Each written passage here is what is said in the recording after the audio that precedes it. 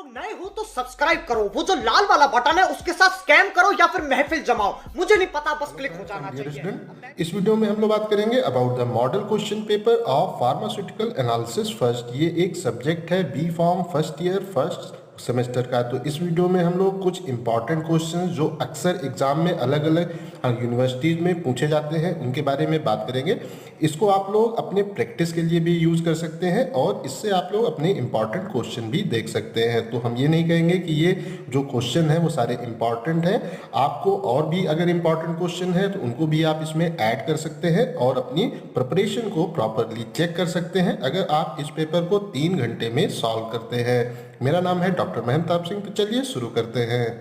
अगर हम बात करते हैं about the PCI pattern of examination के बारे में, तो ये एग्ज़ाम आपका 3 घंटे का होता है और इसका जो मैक्सिमम मार्क्स है वो आपका 75 का होता है। इस पेपर को इन्होंने 3 सेक्शंस में डिवाइड किया है, सेक्शन ए, बी और सी, और इन सारे सेक्शंस को अटेम्प्ट करना आपके लिए अनिवार्य होता है।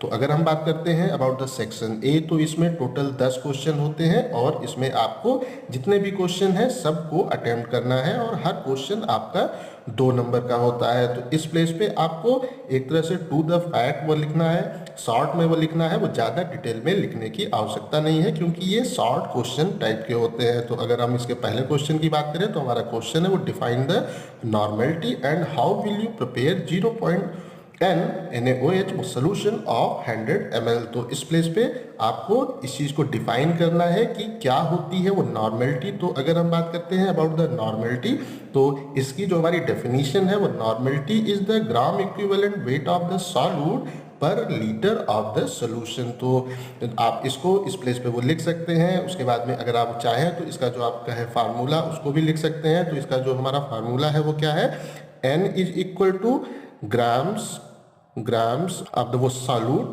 upon the volume of आपका सॉल्वेंट इन लीटर, ठीक है, इनटू इक्विवेलेंट वेट। तो यहाँ पे आप इस फार्मूले को भी वो डेफिनेशन के बाद में यहाँ पे वो लिख सकते हैं। और वो जैसा कि आप यहाँ पे देख रहे हैं कि यहाँ आपसे पूछा गया है कि 0.1 NaOH आप 100 ml कैसे प्रिपेयर करेंगे। तो इसको हम आसानी से प्रिपेयर कर सकते हैं। अगर हम बात करते हैं gram equivalent weight of NaOH की, तो वो हमारा होता है 40। तो अगर हम इस कंडीशन पे वो देखें तो हम ये कह सकते हैं कि अगर हमें 1 नॉर्मल NaOH का सोल्यूशन प्रिपेयर करना है तो इसका मतलब क्या हुआ कि हमें यहाँ पे 40 ग्राम NaOH का लेना है और उसमें उसको हमें वो 1000 ml उसका वॉल्यूम मेकअप कर लेना है विद द प्यूरिफाइड वाटर।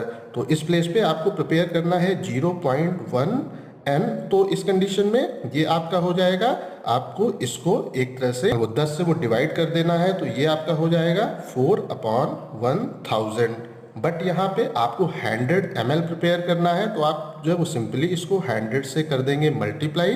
तो जब आप इसको 100 से करेंगे मल्टीप्लाई तो जो आपका आंसर आएगा वो आएगा 0.4 ग्राम। तो अगर आप 0.4 ग्राम आप जो आपका है NaOH उसको ऐड करते हैं और उसका वॉल्यूम 100 ml वाटर से मेकअप करते हैं तो आपका जो फॉर्म होगा सोल्यूशन वो 0.1 NaOH का होगा। उसके बाद जो हमारा अगला है वो differentiate between primary and secondary standard. तो क्या डिफरेंस होता है प्राइमरी और वो सेकेंडरी स्टैंडर्ड में। तो अगर हम बात करते हैं अबाउट द प्राइमरी स्टैंडर्ड्स, तो ये वो सब्सटेंस होते हैं जो कि हमें हाईली प्योर फॉर्म में 99.9% की आप कह सकते हो वो कंसंट्रेशन में प्राप्त होते हैं और इनको हम जो हमारा लिक्विड है, जो हमारा वो सॉल्वेंट है, उसमें आसानी से वो डिजॉल्व करके एक प्राइमरी स्टैंडर्ड प्रिपेयर कर सकते हैं। बट जो हमारे होते हैं वो सेकेंडरी स्टैंडर्ड, इस प्लेस पे ये वो सब्सटेंस होते हैं वो जिनका स्टैंडर्डाइजेशन आप प्राइमरी जो आपके स्टैंडर्ड हैं उनसे कंपेयर करके आप इनका स्टैंडर्डाइजेशन करते हैं, तो इनको हम सेकेंडरी स्टैंडर्ड कहते हैं। जो हमारा अगला क्वेश्चन है define acid and base according to the Bronsted Lowry theory. तो इस कंडीशन में जो हमारा एसिड होता है according to the Bronsted Lowry theory, acid वो होते हैं जो प्रोटॉन को डोनेट करते हैं और बेस वो होते हैं जो प्रोटॉन को एक्सेप्ट करते हैं। उसके बाद जो हमारा अगला क्वेश्चन है इसमें वो that is what is the pH. हालांकि क्या होता है, तो अगर हम पीएच की बात करते हैं तो इसकी जो आपकी फुल फॉर्म होती है ये होती है पोटेंशियल ऑफ हाइड्रोजन। तो अगर हम इसकी वो डेफिनेशन के बारे में बात करें, जो हमारा पीएच है ये है क्वांटिटेटिव मेजरमेंट ऑफ एसिडिटी और बेसिसिटी ऑफ ए सॉल्यूशन। कोई अगर हमारे पास वो सॉल्यूशन है तो उसकी एसिडिटी और बेसिसिटी को डिफाइन करने के लिए हम पीएच को यूज करते हैं। तो जो हमारा पीएच का स्केल है, आप लोगों को इस चीज़ का आइडिया होगा, 1 से 14 तक होता है। जो आपका इस प्लेस पे होता है वो 7 वो होता है न्यूट्रल, और उसके नीचे जो है आपका रहता है एसिड, और जो 7 से ऊपर है वो आपका बेस कहलाता है।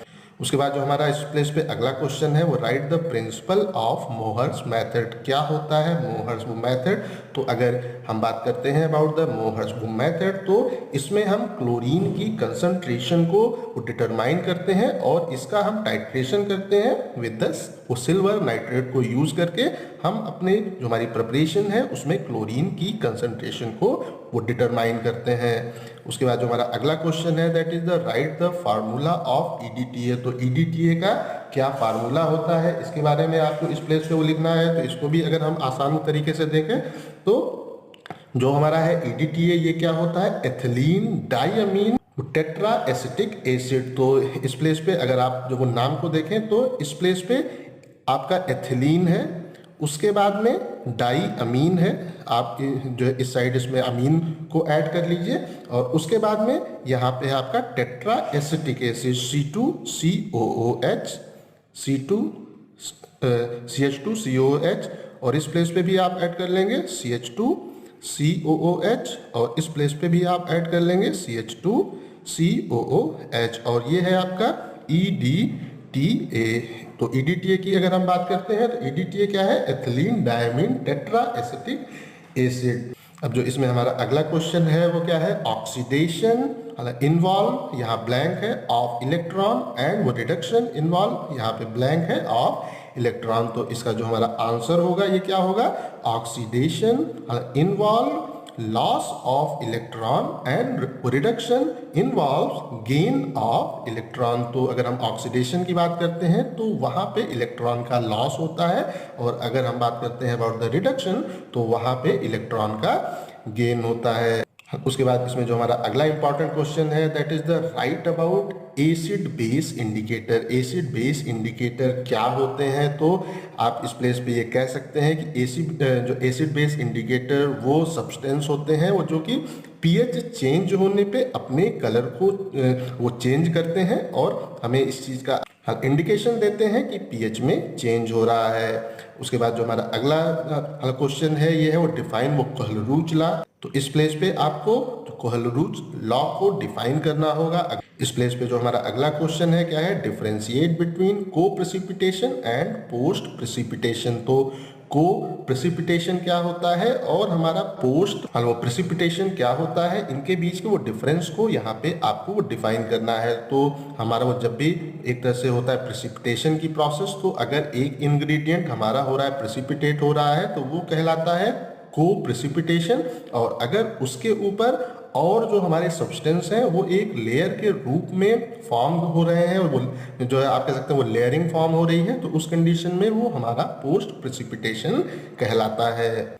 अब हम लोग बात कर लेते हैं अपने अगले सेक्शन के बारे में जो कि है सेक्शन बी। इसमें जो हमारे क्वेश्चन हैं वो लॉन्ग क्वेश्चन हैं। इसमें आपको एक ऑप्शन मिलता है, 3 क्वेश्चन दिए गए रहते हैं जिसमें से आपको कोई 2 क्वेश्चन का आंसर करना होता है और हर क्वेश्चन आपका 10 नंबर का होता है। तो इस प्लेस पे आपको जो भी चीज़ें पूछी जा रही हैं उनके बारे में प्रॉपरली डिटेल में लिखने की आवश्यकता होती है। तो यहाँ पे जो हमारा पहला क्वेश्चन है, right A note on method of expressing concentration.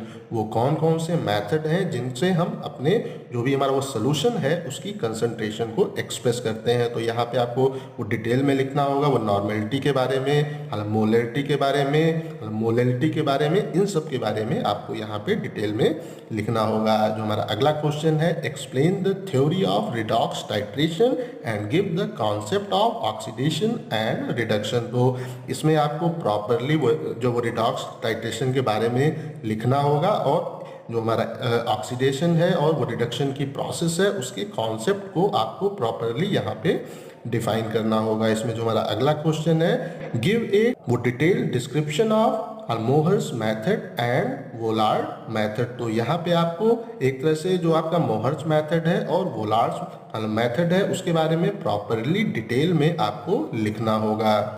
इसमें जो हमारा अंतिम सेक्शन है that is the section C. इसमें आपको 7 क्वेश्चन दिए गए होते हैं और उनमें से कोई भी 5 क्वेश्चन आपको अटेम्प्ट करने होते हैं और हर क्वेश्चन अप्रॉक्सीमेटली 7 नंबर का होता है। तो अगर हम अब बात करते हैं, इसको कंपेयर करते हैं हमारे सेक्शन वो बी से, तो उससे आपको इसमें थोड़ा सा कम लिखना है, बट यहाँ पे भी आपको आप कह सकते हैं वो टू द फैक्ट डिटेल में बात करनी है।